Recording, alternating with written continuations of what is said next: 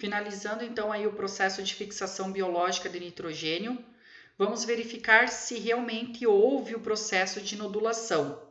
O que é um nódulo? O nódulo é quando as bactérias que estão ali presentes no solo, elas adentram através do pelo radicular, né, através de diversos processos, no qual vai haver uma quimiotaxia, no qual a própria raiz libera exudatos no solo, atraindo, né, os gêneros de bactérias fixadoras. Essas bactérias fixadoras diazotróficas adentram através do pelo radicular, chegam no córtex da raiz e, através do processo mitótico, ocorre a proliferação de células contendo aqui, né, as bactérias. E essas bactérias fixadoras, elas vão através da nitrogenase, né, que é uma enzima produzida por elas, agir no processo de fixação.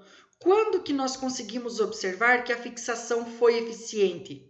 Quando as bactérias se transformam em bacterióides. Não adianta eu ter bactérias dentro do nódulo se essas não forem capazes de promover a fixação. Como que ocorre essa fixação? Através da produção da enzima nitrogenase, que a gente chama vulgarmente aí de nase, né? Na presença da nitrogenase, ocorrerá os processos de fixação de nitrogênio.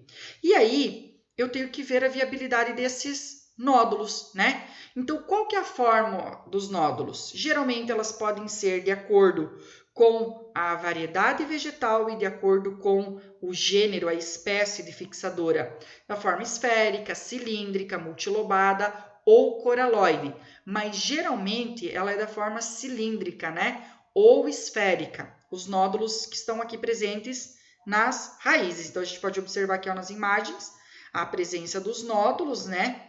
Aqui na raiz dos vegetais. E nós vamos ver a posição desses nódulos. Como que eu vejo a efetividade, tá?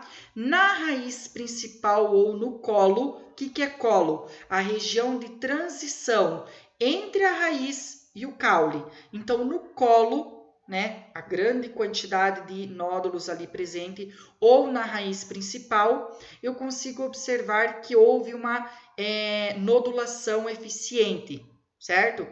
Precoce e efetiva. Já nas raízes secundárias, a infecção é tardia e pouco efetiva.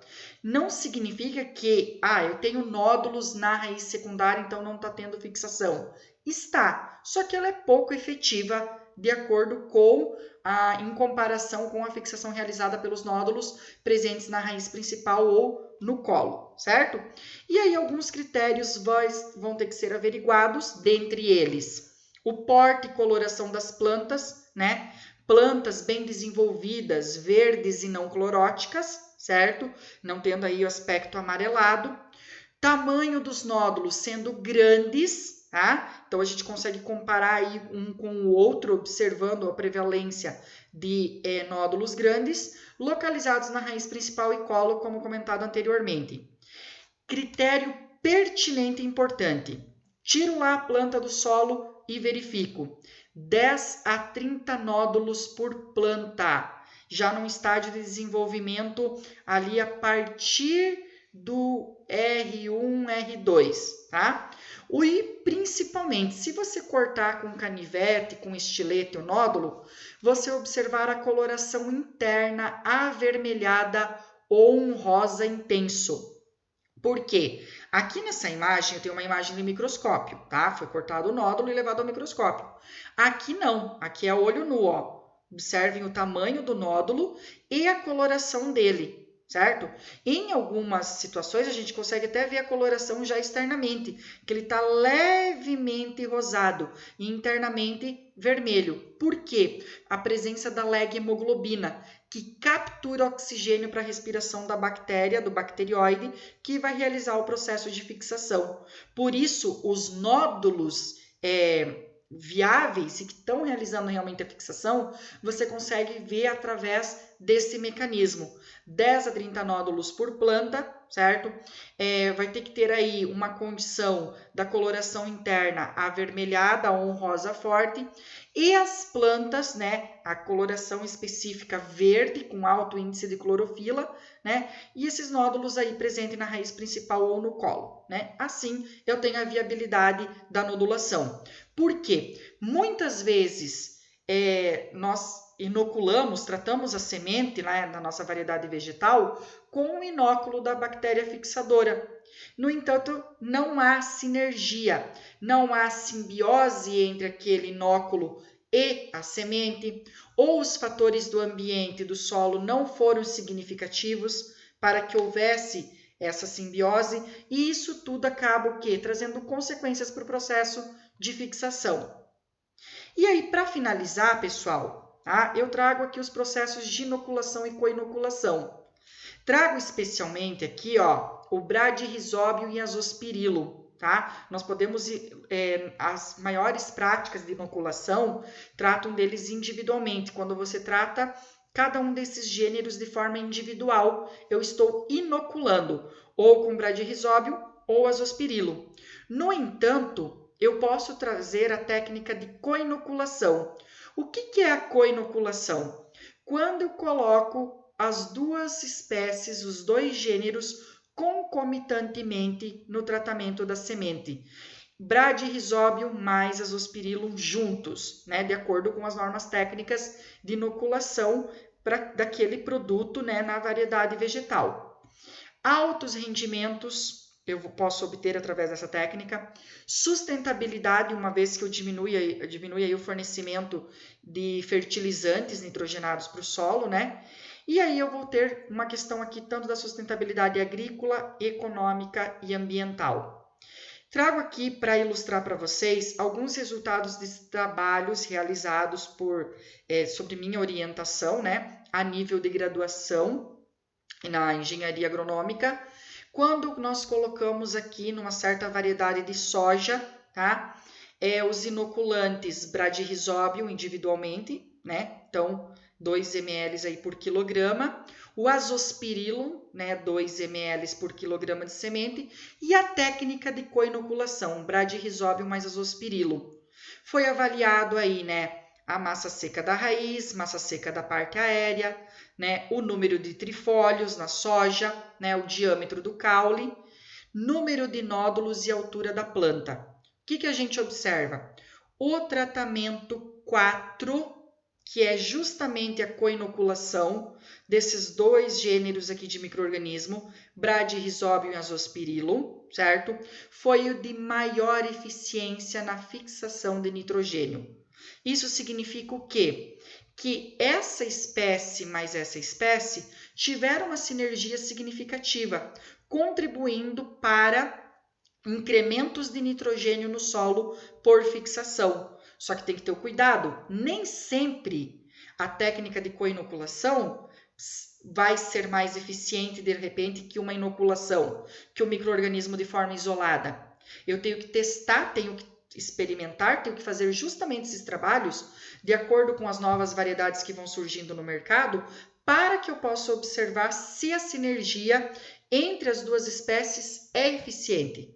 Muitas vezes elas podem competir uma com a outra e não trabalhar no processo de fixação. Nesse caso aqui, para essa variedade de soja, observe que para todas as variáveis, tá? Massa seca da raiz, tá? Aqui, a massa seca da parte aérea, olha a quantidade aqui, ó, a diferença estatística, né? O número de trifólios foi maior que a barra aqui em vermelho. O diâmetro do caule quase que imperceptível, mas foi maior aqui também. E o diâmetro do caule contribui aí para o desenvolvimento vegetativo do vegetal, da planta. E isso, consequentemente, traz aí maior superfície fotossintética, colaborando com maior metabolismo e produtividade. E, por fim, o número de nódulos aqui à altura da planta. Essa bolinha aqui, ó, essa linha com a bolinha preta é o número de nódulos. Observem que aqui eu tenho a testemunha, quando não foi colocado nenhum tipo de tratamento na semente, né? Simplesmente não foi inoculada.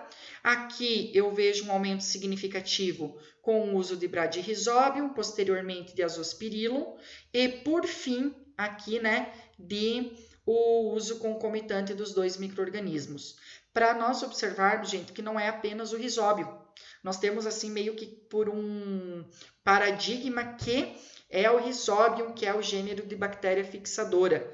E aqui, ó, ela não foi testada e eu tive vários incrementos aqui significativos na soja. Também testamos o processo de inoculação e co-inoculação no feijão, né? Dentre os vários trabalhos que eu já orientei, eu peguei esses 2 que tiveram aqui resultados significativos por técnica de co-inoculação. Então, as sementes de feijão variável Tuiuiu, que é uma nova variável aí, né? Uma nova variedade, desculpa, que produzida pelo IAPAR. E aí, quando ele foi tratado com Rhizobium, Azospirillum e pela técnica de co-inoculação Rhizobium e Azospirillum, né? Nós tivemos aqui um ganho significativo. Observa-se novamente, ó, Rhizobium mais Azospirillum, a co-inoculação, ela se tornou bem eficiente no incremento desse elemento químico do nitrogênio para o desenvolvimento do vegetal. Seja ele aqui principalmente, eu vou ter aqui, ó, massa seca da parte aérea, tá? Aqui em azul, número de trifólios, dá para se observar que houve significativo quantidade de número de trifólios, então a quantidade de folhas aí compostas, né, que é a folha trifoliada, contribui para ganhos fotossintéticos, desenvolvimento vegetal e, consequentemente, produtividade.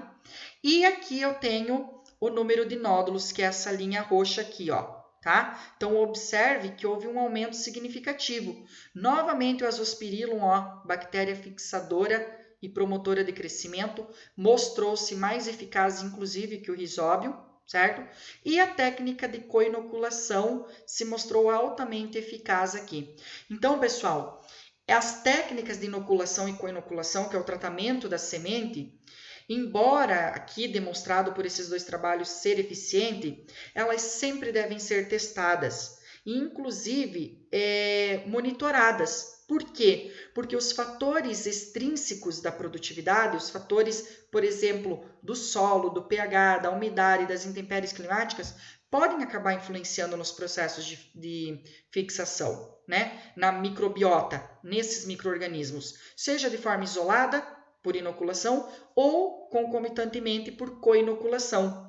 E a co-inoculação é uma técnica ascendente, que vem aí sendo cada vez mais utilizada na agricultura. Ok? Eu vou deixar disponível um texto a respeito sobre os processos de inoculação e co-inoculação para melhor entendimento dessas técnicas.